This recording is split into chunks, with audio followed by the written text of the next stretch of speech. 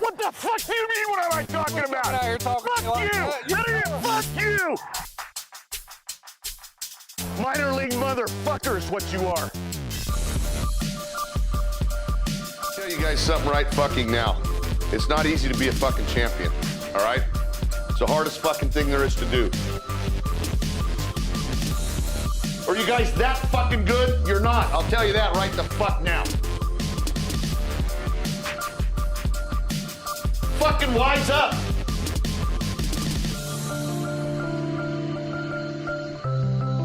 Buddy, go ahead and say what the fuck you want to say.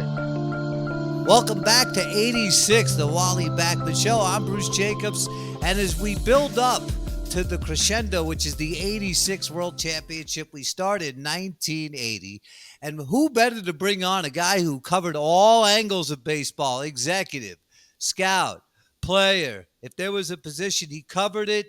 He is Ed Lynch, former New York Met, former GM of the Chicago Cubs, former assistant GM of the New York Mets as well. And Ed, you are our first guest. Welcome to 86, the Wally Backman Show. It is a pleasure, sir. How are you? Well, very good. Somehow I feel very honored with that distinction. So thanks for having me on.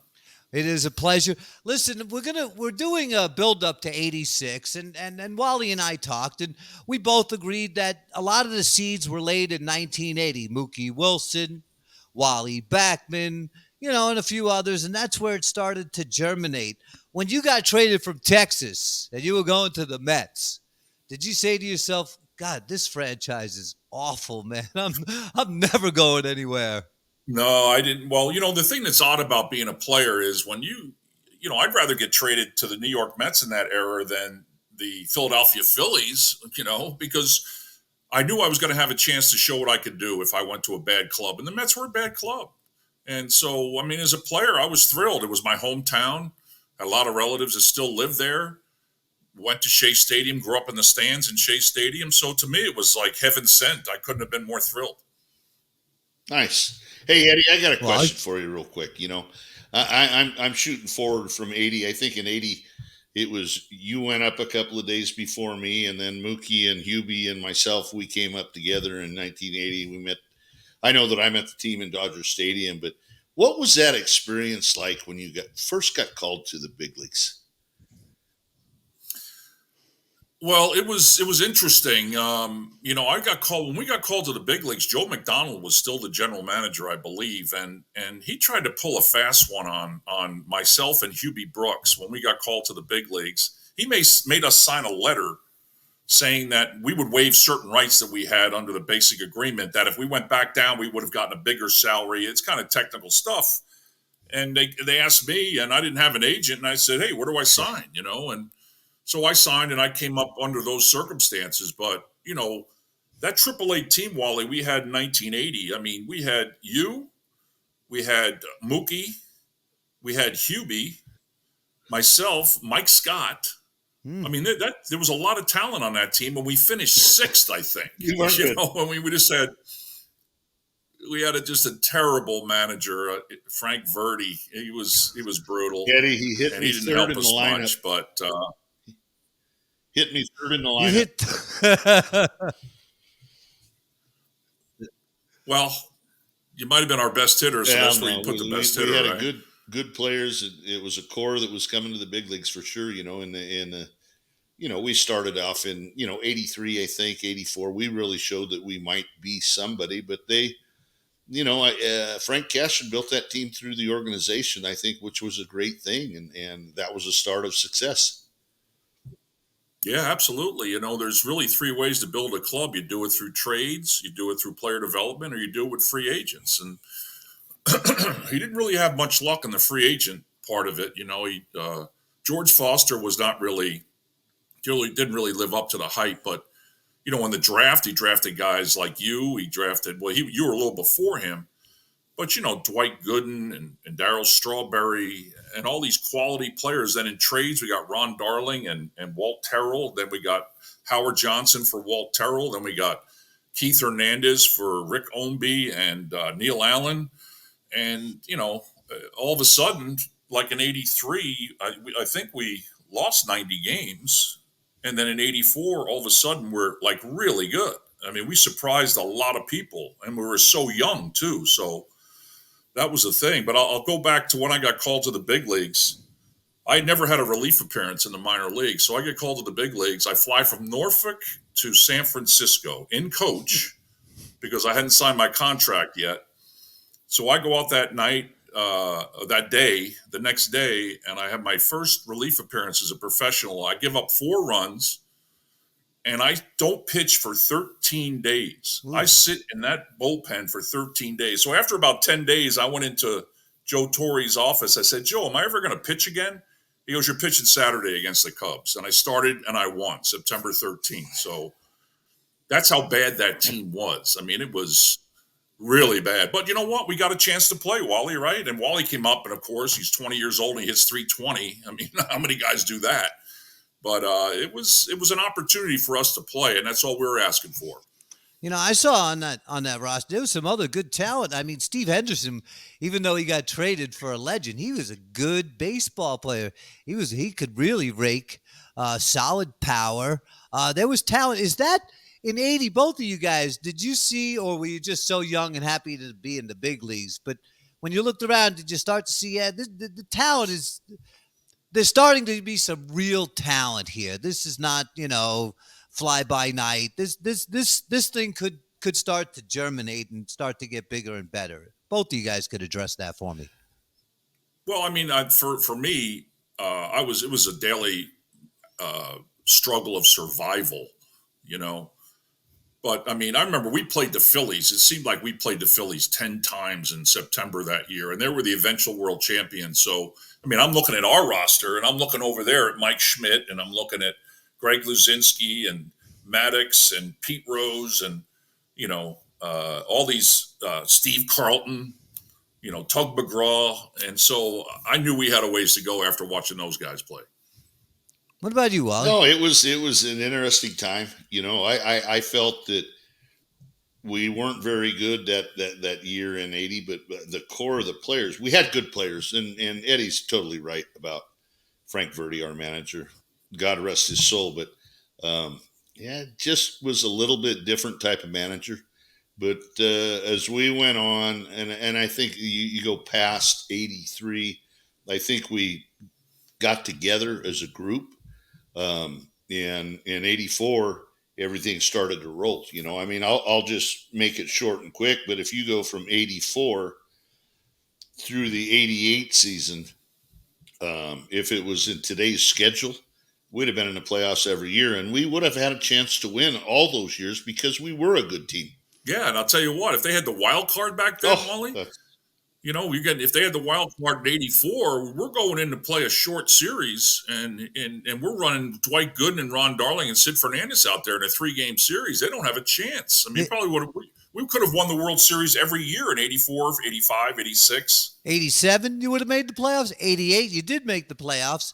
Yeah, I was – if we had 6'd, and you would have been a very solid, probably had home field in 85, first round, whatever that meant. But absolutely, if they had the same format, even if they only had the one extra wild card, you would have been in the one game, in that. So, I guess you were just born a couple of years too soon to go to the playoffs. So I want to go to a game you pitched.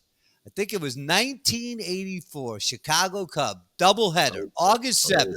You remember that game? Oh, very well. Tell me something. Was that game, if you remember it, was that game a doubleheader and it was banner day? Yeah, well, I remember it very well. I mean, we could not beat, Wally will test this, we could not beat the Cubs in Wrigley Field that year. I think we were 1-8 against them. But I remember we went in there, it was a doubleheader. And it was nothing worse than pitching at Wrigley Field. You're sitting in the clubhouse and the wind is howling. You wake up in the morning at Wrigley Field and you look, every flag memorized in that city, which way the wind's blowing. And if it's hot, it's blowing out. And it was hot. And I remember sitting in the clubhouse during batting practice. I'm pitching the second game. Ron Darling's pitching the first game. And guys are coming in from BP going, man, the ball's flying. I'm just dying, And then Ronnie goes out in game 1, and you can look it up. And I asked Ronnie about this, and he agreed with me. I think he had the worst outing of his entire career in game 1 of that doubleheader. He gave up 8 runs in 2 1/3. So now he's in the clubhouse. He's really young. He's in the corner. I'm still waiting to go. I'm like in the corner, rocking back and forth. And Ronnie comes in and he's like, I stink. So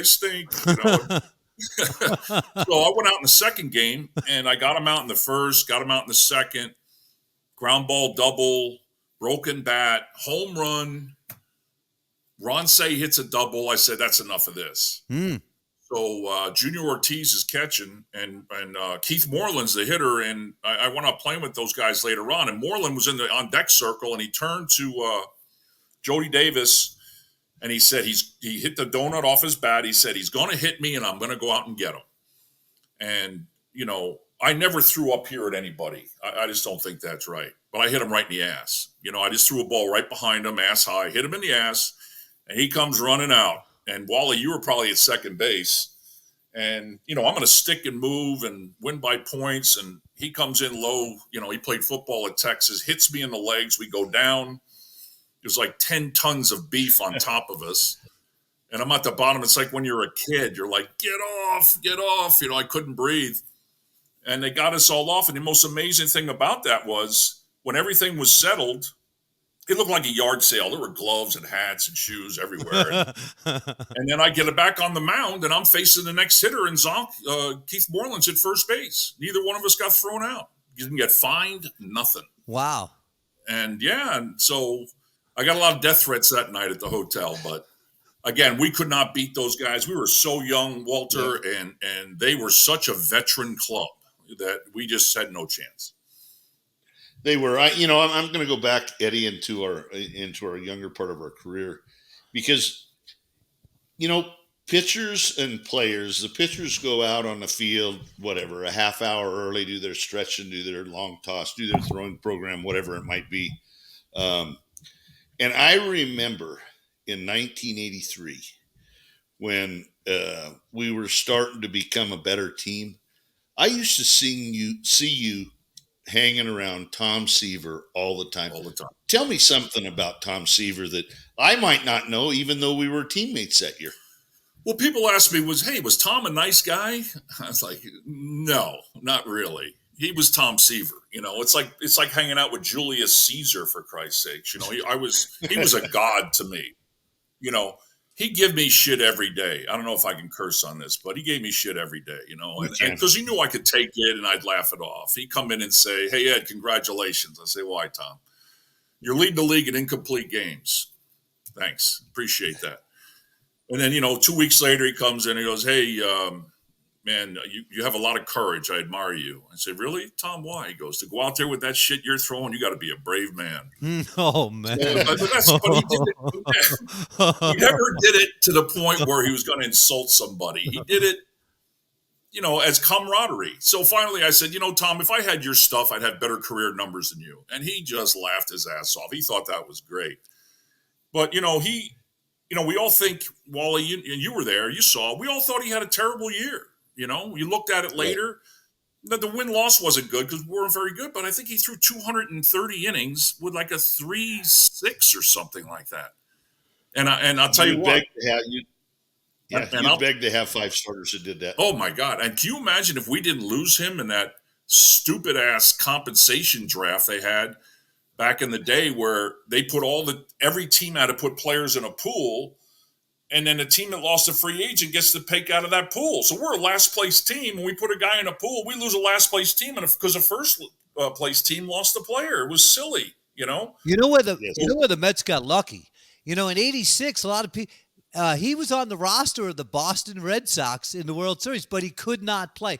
Let me just say, and you can see his jersey in the background. He is my all-time favorite, okay? But I'll back up. I went to a symposium. It was him, Tim McCarver, Marty Glickman, if you remember him, great New York voice.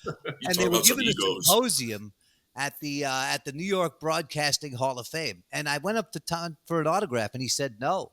And he barely looked at me. That he did me a favor. I never sought another autograph again, by the way, so I was never disappointed. But, man, when you're sitting there talking to McCarver, Seaver, Glickman on baseball and whatever, I mean, that's Hall of Fame right there. That's big time. Well, I'll tell you what. There's another guy. My first pitching coach, Bob Gibson, and Wally, you were there for that. Oh man, God rest his soul, but what a miserable human being. The difference between Seaver and Gibson was if you ask Seaver for his autograph, he says no. You ask Gibson, he's going to say no. Now get the hell out of my face. Something like that.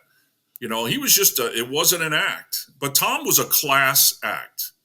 But he was very strong in his convictions. But, man, if we didn't lose him, if we go into 1985 and we've got Dwight Gooden, Ron Darling, Sid Fernandez, Tom Seaver, and whoever maybe is the fifth guy, I mean, would he have been a great leader on that 85 club if we didn't lose him in that draft? Oh, my goodness. God, if he could, would have been huge. We would have won the World Series, in my opinion. We certainly would have won the division. No doubt. So, how about this, Wally? Eddie, your first win was to snap a 13-game Mets losing streak. In light of the Chicago White Sox, maybe you want to talk about that too. They fired their manager today. They lost 20. They tied the AL record 21 in a row. But here you are. You're trying to get a W. You're on the mound. You lose 13 games. Hell, you lose 3 games in a row in New York, and they're after you. 13. I can only imagine the pressure of that game. You got to break this losing streak, man. Otherwise, who knows when it ends? Yeah, I mean, there was enough pressure on me as a young pitcher. It was my first start in the big leagues. And, I didn't really think about that kind of thing. And Wally will attest to this. I mean, you're just happy to be there. And, my wife said to me this morning, boy, those young players on the White Sox must be miserable. I said, yeah, well, you know what? They're getting a chance to play. It's better than sitting on the bench for the Guardians or the Dodgers. You're getting out there and get a chance to play. So I really didn't feel that pressure, but, I still have the scorecard that Joe Torre signed for me, the end of the 13th loss or something like that. And so I was just happy to have a chance. I think that was the way for everybody, Bruce. When you first got called to the big leagues, I remember, Joe Torre, of course, was our manager in 1980, and I flew in with Mookie Wilson and Huey Brooks. I think Eddie went a couple of days before us when we got called up, and about 20 minutes before the game, we were late getting in there, and Joe says, Wally, how you feel? And I said, I feel great. He says, well, you're playing. I didn't even get to take batting practice. And I was hitting 8 that day. And who were you facing? Joe, you remember? I remember, Eddie. Believe it or not, remember. I got a base hit my first time up, struck out my second time up, hit a double off the wall my third time up. The best thing is they had flown my parents in to watch the game, and I didn't know it. But I thought I hit a home run, and I didn't hit home runs, but I hit it off the top of the wall in left center in Dodger Stadium, and I ended up scoring. And Joe Torre was standing on the top step. And he says, that should have been a triple. And it was from that time on, he was right. I was 20 years old. I played hard for the guy. Great person, well-deserving of what he's become. But yeah, no, there was some times that were just fantastic. I think early in the career, you get the jitters on opening day. But Eddie, I got a question. And I have a lot of questions for you, but do you think the Mets have got a chance to win with that starting pitching staff this year to go very far in the playoffs? Man, I'll tell you what. I've given this a lot of thought. I did some homework today. First, let me talk about the '86 Mets for 1 minute. People say, "Gee, why was that team so good? How did you win 108 games?" Well, I got traded earlier in that year. I think I'm the only guy that pitched for that team and against that team. But they were first in the league in runs scored. First in on-base percentage, first in OPS, first in OPS plus. On the pitching side, they were first in ERA, second in fewest runs allowed. So when you don't give up any runs and you're leading the league in runs, you're going to win a lot of games, all right? You're a pretty good team. Yeah, so the 2024 Mets, their rotation is 17th in ERA, and their bullpen's 17th in ERA. They're 18th in WHIP, meaning walks and hits per innings pitch. How many guys are they letting get on base? That's a big indicator. So the only way I can give hope is that living here in Arizona, the Diamondbacks, after the All-Star break last year, I think went 5-25. They lost, I looked it up today, they lost 9 games in a row that ended on August 11th. So on August 11th of last year, they were 57 and 59, and they wound up going to the World Series and almost winning the World Championship. So, the old saying is with this extra wild card, it's not who you're playing, it's when you're playing them. So if the Mets can, get hot and get into the postseason, anything can happen. But I just don't see that step up number one guy. I don't see the depth in their bullpen. I mean, Edwin Diaz was the best reliever in baseball, and he's still trying to get back there, and he might. But Diaz, Diekman, Ottavino, some of those veterans are struggling. And, when your pitchers are averaging under 6 innings a start, you got 4 innings every night that you have to put a reliever out there. And those guys get tired and they get worn out. And so if you're having problems in your bullpen, it gets ugly. So I root for them. I root for them all the time, but I'm just not confident they're the elite in the National League. I do too, Eddie, and I always have, since I first signed with them in 1977. But it takes such a big toll on that bullpen. Oh, man. And people don't know that you might have a guy up twice, and even sometimes they get a guy up 3 times during the course of a game.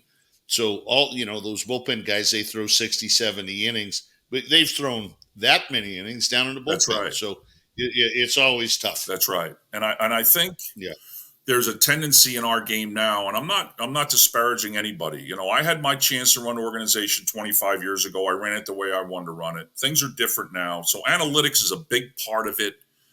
And, the pitching philosophy, every pitch is thrown at maximum effort. Every breaking ball is thrown at maximum spin rate. Try to strike everybody out, stay away from contact. When you have guys out there throwing every pitch as hard as they can, and they're snapping pitches off as hard as they can, and they're pitching away from contact, you're going to have injuries. And, that's what we got in our game. Our game is being not destroyed, but seriously hampered by injuries. I just worry about the pitching side of it. Position players, you guys do what you want to do. I don't care. But, pitchers are a different breed. And again, when you have 4 innings every night, 162 games a year, where you got to have relievers out there, there's going to be injuries.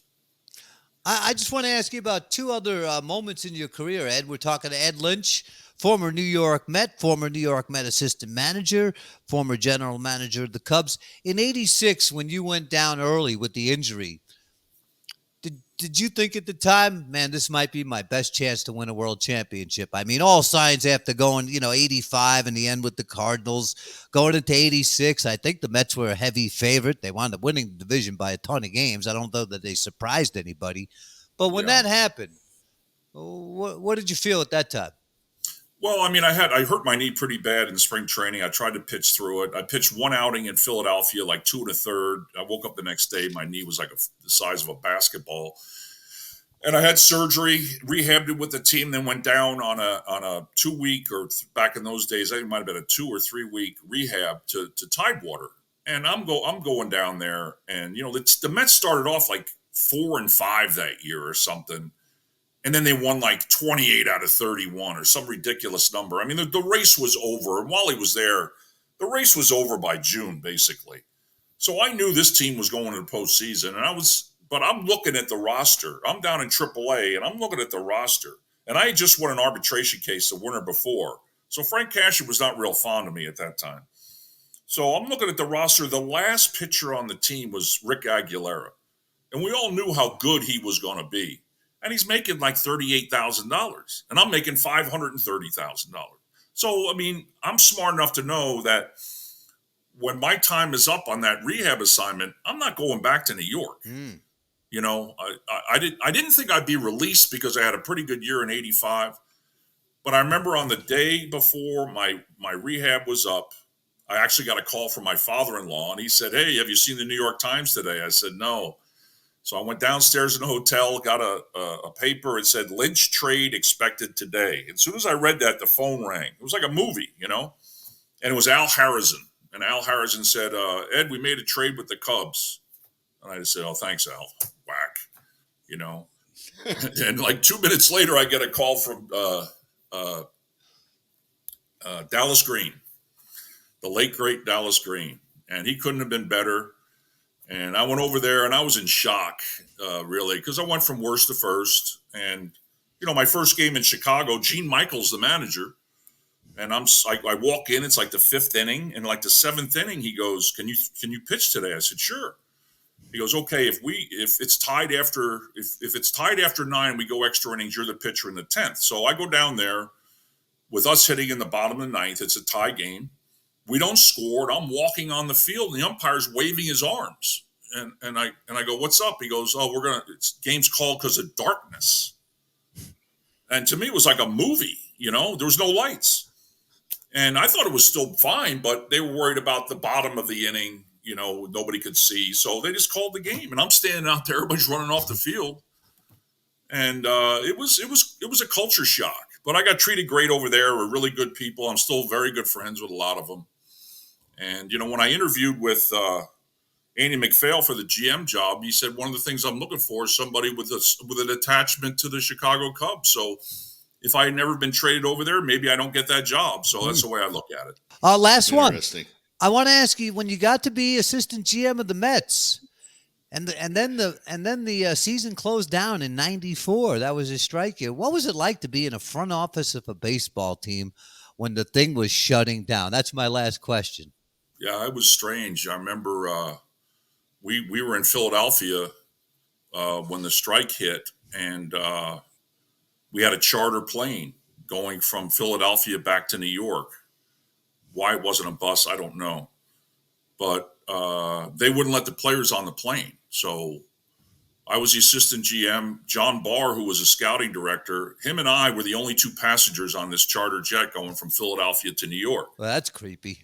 And then it lasted, the whole summer. And then Bud Selig had to call off the World Series. It was a strange year. And then, I'm in the office in October, and we're, trying to make plans if this thing gets settled. And that's when I got a call from Andy McPhail, and I interviewed in Chicago. I also interviewed in St. Louis for that job. And then I decided to take the Cub job because it was, just a great opportunity. So it's hard to believe that was 30 years ago. Eddie, I got one more question for you because it relates to what happened to me as well. What was it like? And what was it like when you got traded for the first time? Oh, man. Well, the first time I got traded, I was with the Rangers, in the minor leagues. Ronnie Darling and I both were Rangers originally. I got traded in 79. He came over in 82, but that didn't really count because, I was still a young guy. I was in the minor leagues. And I remember I went home. I'm getting ready to go to instructional league with the Rangers in St. Pete, and I'm at my parents' house, and the phone rings, and it's Joe Klein. I remember that name. Oh yeah, he was the minor league director, and he said, "Hey Ed, how you doing?" I said, "Good, Joe." I thought he was going to call me about instructional league. Hey, when are you leaving? Blah blah blah. He goes, "Hey Ed, we just made a deal with the Mets." I'm like, "Okay." I'm like, "Why is he telling me this? Why is he telling me?" And I went, "Oh my God, I've been traded." It was shock, and No. But I tell young players all the time, I've traded players, I've been around players who've been traded, and they take it as like some sort of rejection, and I try to tell them, hey, listen, especially if you're in a big deal involving big players, like if you're going to a team that gave up a good player to get you, hey, number one, you're going to a team that wants you. And number two, they're going to make that trade look good, man. They're going to push you along. They want you to get to the big leagues so they can say, hey, look, we got Ed Lynch or Wally Backman in that trade, and now he's in the big league. So I tell them it's the best thing that's ever happened to you in your entire life. You just don't realize it yet. And you don't, Eddie. I remember when I got traded, I was 17 years old when I was a first-round pick for the Mets and played through 88, and then they traded Minnesota Twins. I thought I went back to AAA, Eddie. Hey, buddy. Well, I want to seriously thank you for coming on and being our first guest, buddy. Absolutely. Love you, man. Love you too. Anytime you want me, I'm available. Thank you, Ed. All right, Appreciate Eddie. it. Thanks, buddy. Let's go Mets, huh? There you go, baby. There you go. Okay, let's go. It's a fucking team effort. Do it. All right, appreciate Eddie Lynch coming on the show. Wally, that sounds like, man, there's a guy who his memory is unbelievable. Some of the things, Bob Gibson. How much do you guys, if you see each other, by the way, we want to thank Ed Lynch for coming on. How much do you guys, every time you see it, do you go back into the Wayback Machine?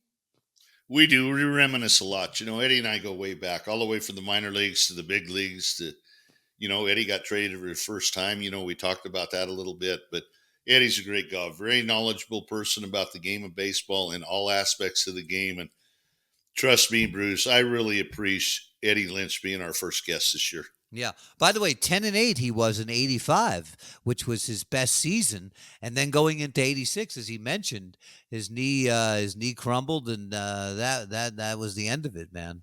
But it did set a new career path for him. Yeah, it had been hard for him. He knew we had a great team in 86, and we traded him after he pitched 4 or 5 games, whatever it might have been. But I wish, and to believe it or not, to give the Wilpons a little bit of credit, Eddie only pitched for a short time in 86 for us, but they gave him a World Series ring, and I think it was well-deserved for what he had done up until that point, in the past and things like that. All right.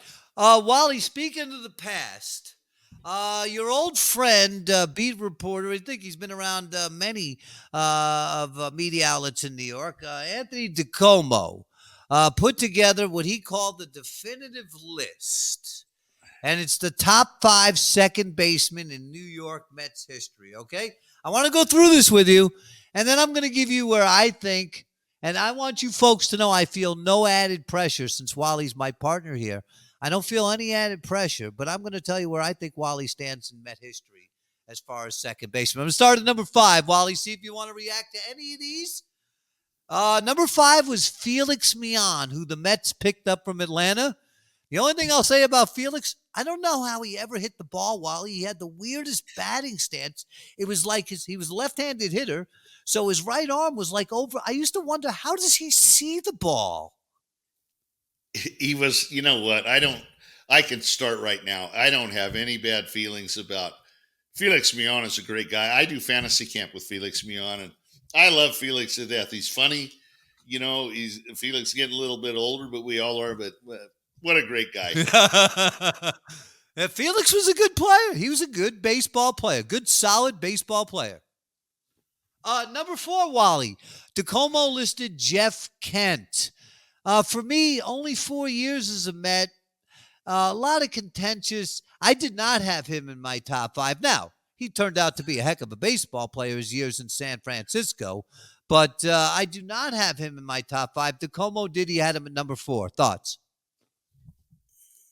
Power hitting second baseman. It didn't play that long for the New York Mets.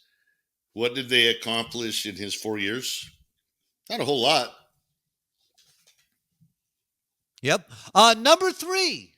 Anthony DiComo had you listed at number 3. Well, everybody has their own opinion.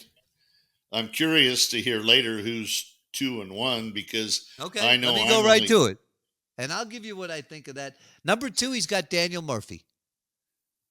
He bases a lot of this on that Cubs series where Murphy just destroyed the Chicago Cubs. But, Wally, he did not have a good World Series. People don't remember that against the Royals. He beat the Cubs first virtually single-handedly, but he did nothing against the Royals. Well, you know what? Murph played for me last year, and when he was trying to make his comeback, I love Daniel Murphy. His defense is very shaky. But, he got him. What he did against the Cubs that year is second to none. My whole point to all this stuff, however people try to pick this stuff out, and I think I know where you're going, but shit, there's only been 2 of us that were on a world championship team for the New York Mets. And I believe that's Boswell and myself. That's absolutely correct. Only 10. That's right. And so, you can pick. Everybody has their own opinion. What did you bring to the table as a player? I was a guy that had to set the table. So Keith Hernandez and Darryl Strawberry, they could drive in runs. Me and Lenny Dykes would set the table for our big hitters in the lineup, Gary Carter, and Hernandez and Strawberry and those guys. And so it was big. We had to set the table. We did our job, and that's why we won. Yeah. Wally, you're being a little humble. He's got Edgardo Alfonso at number 1, and there's not a Met fan alive that doesn't love Fonzie, and I'm sure you know him well, and he's such a good guy. But I didn't put him at number 1, Wally, and I'm not doing this because you're my partner. For me, you're number 1, and here's why. I have distinct reasons why. The big thing with Alfonso, he's looked at his numbers with runners in scoring position, and that's great. But he played 515 games at second and 520 games, I'm rounding up, at third. You didn't play third half your career. You played second. That's number 1. I looked up your postseason numbers. You may have not destroyed the Cubs like Daniel Murphy, but you hit 330 in the World Series. It's not like you were sitting there like chopped meat, okay? Not because you're my friend, not because you're my partner. Yes, Murphy's series against the Cubs was amazing, and Edgardo was a great player. Hit a big home run against the Diamondbacks right here in the National League, not in the division series, okay, right here in Arizona. But since he played half his time at third, Wally, you are the Mets' all-time best second baseman, in my opinion. You don't. I appreciate it very much, Bruce. But you know what? I think we were all really good. All the names are really good names, and everybody has their own opinion. And, I look at the importance of winning. Winning is supposed to be number 1. I'll go a little bit past this. I think Frank Cashin built a team that was incredible. Did I like platooning with Tim Tuffle in the World Series and during the season? Absolutely not. But Timmy was an asset, but I was always fighting to get the job to play every day. But, a little competition between people is really good, but I think they're all good names. I think the one name that's left out is, what the Mets did in 69. Boswell was the second baseman. He was a big part of success for that team. So I don't care if you leave this guy as an honorable mention. He's not honorable mention. He's way up the stack. To go past DeComo. Yeah. No, go ahead. I'm coming at you in a minute. No, I was going to say DeComo put for honorable mention Greg Jeffries. I'm sorry, Wally. He may be number 1 in terms of needing a psychologist. Wally, he drove us Met fans. I mean, he was just Wally. Any list that includes him, I can't put a lot of stock in, Wally. I'm sorry. Greg Jeffries could swing the bat. You could hit him 100 ground balls, and he might catch 75 of them. You know what that fielding percentage is? It's not very good. And then you didn't know if he could throw the ball to first base. I love the guy. And we still talk once in a while, but he knows he was horse shit as a defender. And that's why I got traded after the 88 season when I went to Minnesota, was to open a spot for him. I'll never forget Joe McIlvain calling me into the hotel and saying, well, Wally, if this happens and this happens, we're going to put you on the block to trade you. And I'm like, Joe, I do not want to be a part of this team if I'm not going to play second base. And so they did trade me to Minnesota, one of my biggest regrets I ever have. Interesting. Well, I got your back, and I'm sure, Wally, you got my back all the time, too. Well, let me ask you a question. Let's go to last week, on the Noah Syndergaard thing. Okay. I did a little bit of homework. You said he never apologized to the fans. No, he owes me an apology. No, he don't owe you an apology. You owe him an apology. I owe him an apology?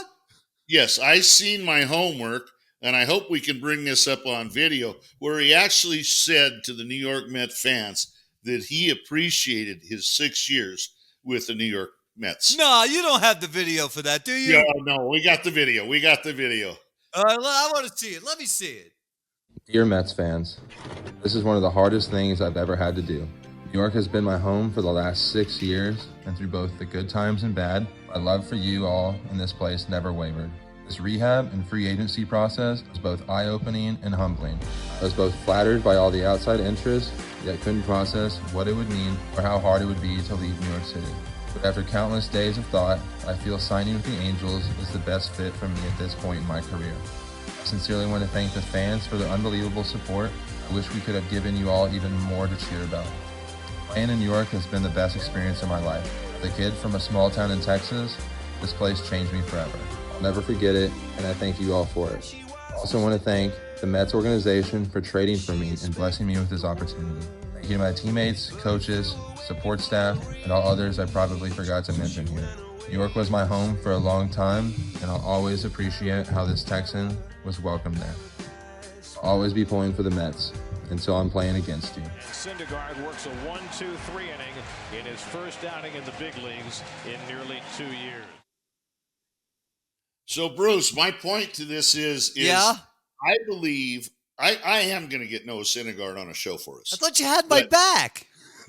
Yeah, no, I got your back, all right. But the first thing you're going to do is apologize to this guy for what you said last week. So, well, all right. So I was a little strong last week when I said, fuck Noah Syndergaard. And look, I will say this: he went toe to toe with Madison Bumgarner in a 2014 wild card game.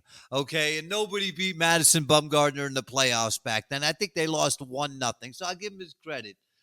And that was a very nice. I had never seen that, Wally. I give you credit for not having my back. But you want me to apologize to the guy? He took $500,000 more to go to the Angels. He should have stayed with us. We paid him to do nothing except sit around and rehab. He owed us. Should have paid him that extra $500,000. That's what they should have done. Oh, that's great. All right, Wally, let's move into our final segment. And Wally, we've got a good name for this one too. We're going to call it Last Licks, and it's your last chance to divest yourself of anything. If you want to get something, it could be a double entendre. Nobody said licks had to be a swipe at somebody, but I'm going to begin there, Wally. Here's my last lick. Now look, I'm a Met fan. I'm not a fanboy. Okay, I'm a fan. There's nothing I would rather do, not including the important stuff in life, than sit and watch a Met game, especially it's a victory. Sunday Night Baseball, Wally, on ESPN. This is why the Peter Principle is strong. The Peter Principle means the higher you go in management, the stupider you get. Okay, if you ever hear that, that's what it means. ESPN has decided, Wally, to put the Mets and the Mariners on Sunday night. Okay, it's not bad. The game's in Seattle. It's picturesque. Both teams around 500. Wally, the Philadelphia Phillies are playing the Arizona Diamondbacks. Both are at or near the top of their division. It's a rematch of the National League Championship Series. Now, look, let me just be very honest with the viewers and the listeners. I can watch it any which way. It doesn't matter. So this does not affect me. But there are a lot of people who are going to watch the mediocre Mariners falling apart and the beloved Metsies and not be able to see Diamondbacks and Phillies Sunday Night Baseball. What a stupid decision.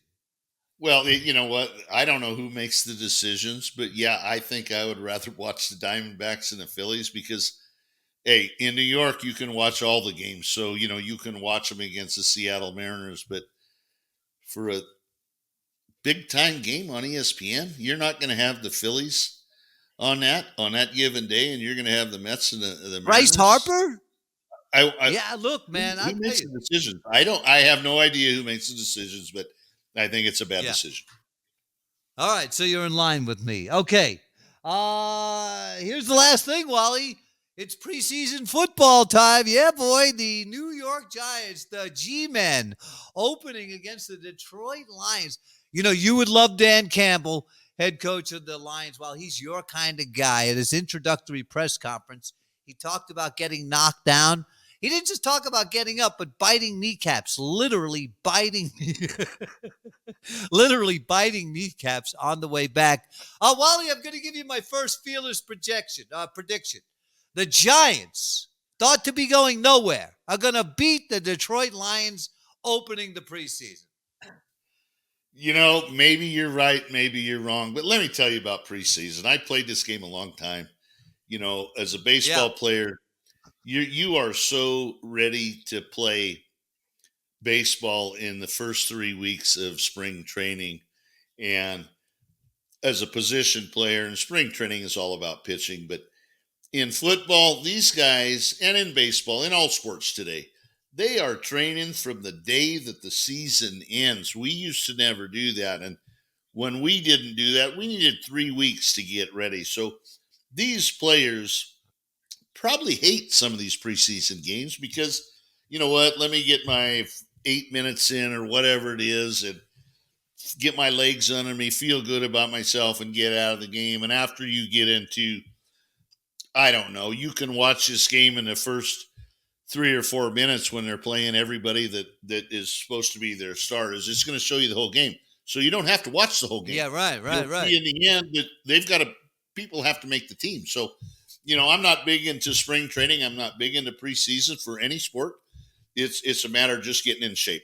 And my last question, how long was it before you were sick of preseason and ready to go north? Oh, 2 weeks? I'm telling you, it was 3 weeks. 3 weeks. 3 weeks. Okay, so 3 weeks. I was ready to go north and play baseball. Yeah. Would you guys play 38 exhibition games? Man, you guys play too many exhibition games. Let's go. Let's get to the real thing. Way too many. It's all about the pitching, and that's what you have to accommodate because you don't win a championship without quality pitching. Love the show today, and Wally Backman has booked over the next 2 weeks. They're on the radar. They're all but confirmed. You don't want to miss next week. Mookie Wilson right here on this program. Can't wait to have the Mookster, one of my all-time 5 favorite New York Mets. And in 2 weeks, we're scheduled, hopefully, and again, it's on the radar. All we need is confirmation. The voice of the New York Mets took my job, the great Gary Cohen. That should have been my job, Wally. That was my job. He took it, man. Wally, great to be with you this week. Really appreciate it. Had a lot of fun. All right. For Wally Backman, it's 86, the Wally Backman Show from Soundville Media. We'll see you next week.